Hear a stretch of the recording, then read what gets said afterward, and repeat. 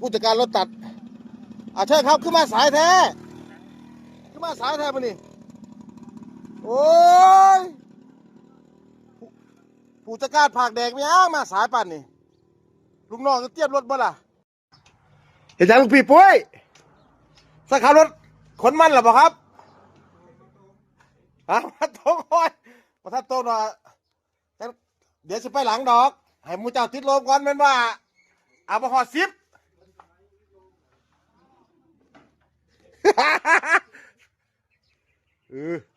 เลกาครับเลกาสายลุยบ่ต้องคุยติดลมมาแล้วแมคโครด้วยแมคโครตะกุนทองติดลมอย่างเดียวไม่ต้องคุยมากจอนอันนี้จอน9จอนนูโวลุยต่อมานี่มอกประทัดตื่นบ่โอ้มีรถตรงมาบ่นี่แต่เขาจะของตรงทอยสายทอย